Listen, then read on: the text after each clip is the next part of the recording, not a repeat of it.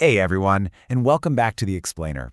If you're the kind of person who really loves to unpack complex ideas, pull them apart and get to the absolute core of why we think the way we do, well, you are definitely in the right place today.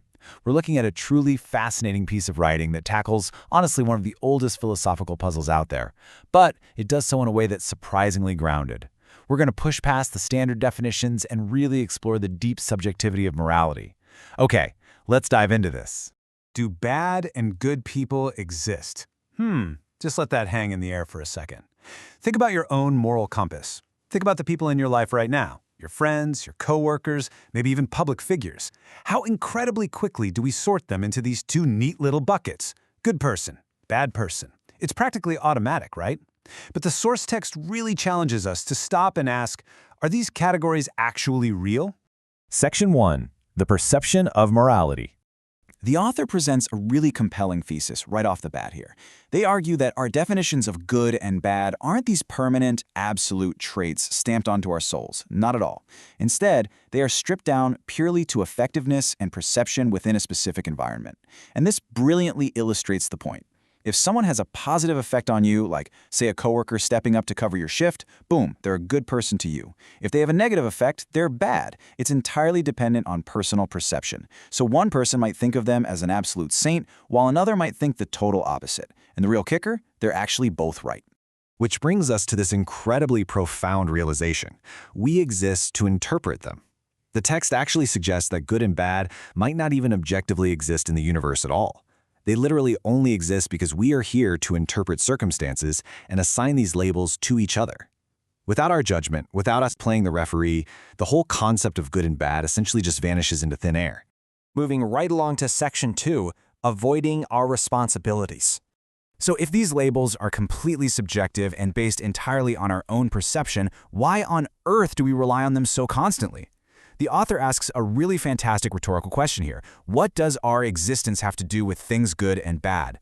It's the kind of question that forces you to stop and really think about the true function of morality in our everyday lives.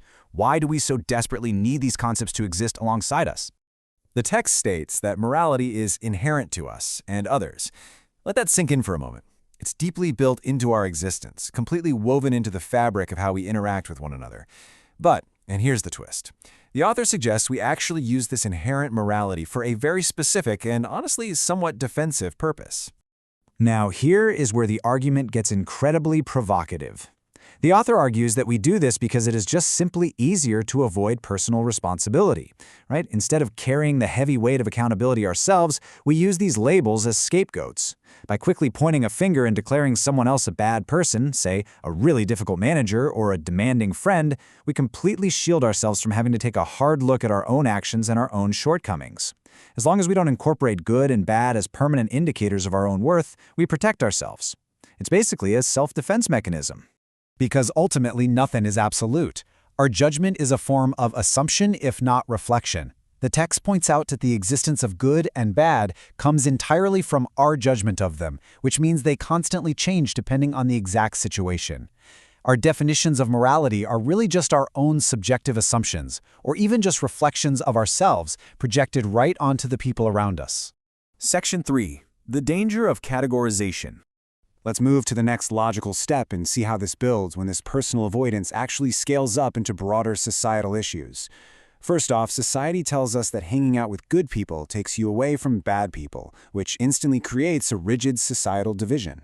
Second, because of this massive division, we become completely unaware of each other's worlds. We get stuck in separate bubbles. And finally, this creates a bizarre psychological effect where a desire forms to cross over and experience life as it comes, both the absolute chaos and the peace. We trap people in these neat little boxes, and naturally, they just want to break out. And the tragic result? Division takes things apart. Putting anyone into a specific category based purely on our own subjective assumptions doesn't create order at all. It actually destroys unity. It literally pulls society and our most important relationships completely apart at the seams. So how do we actually fix this? Well, we have to try avoiding judgment altogether.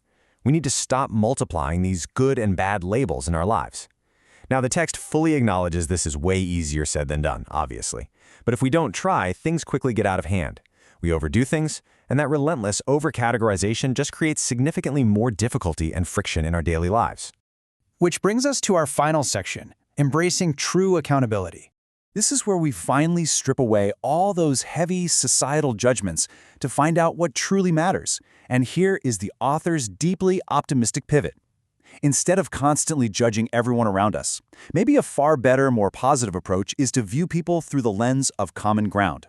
And what exactly is that common ground? It's simply our shared existence. We're all in this together. The text actually provides some really great, actionable steps for this new approach. It starts with recognizing that our existence is incredibly dependent on our attitude towards others. From there, we absolutely must stay true to ourselves and our core values, intentionally move beyond those overly simplistic labels of good and bad, and honestly just focus our energy on staying busy making responsible decisions in our own lives. Now, what's really interesting about this is the fascinating paradox the author presents. Sometimes negativity can actually create positive outcomes. Just think about a healthy dose of skepticism that totally prevents a disastrous business decision. It's a real game changer. This completely shatters the illusion that strict good or bad, positive or negative labels are universally useful. The real world is just way too complex for that. So, the crucial point is this. If true good and bad isn't about simple positivity or negativity, what is it? The author redefines morality entirely around ethical accountability. It is solely about how ethically we handle our accountability and our responsibility towards ourselves and towards others. It's about taking the heavy burden off those superficial labels and putting it firmly back onto our own actions. The whole shebang comes down to how we conduct ourselves. Which leaves us with this final, incredibly important thought. You know, it's one thing to sit around philosophizing about morality, but it's a completely different beast to actually practice it. If labels are just an illusion we use to avoid responsibility, well, the power actually rests entirely in your hands. Forget judging who is good and who is bad today. Instead, I want to leave you with this question. How will you handle your accountability tomorrow? Thank you so much for exploring this deeply fascinating topic with me. Keep questioning, keep learning, and I'll catch you in the next explainer.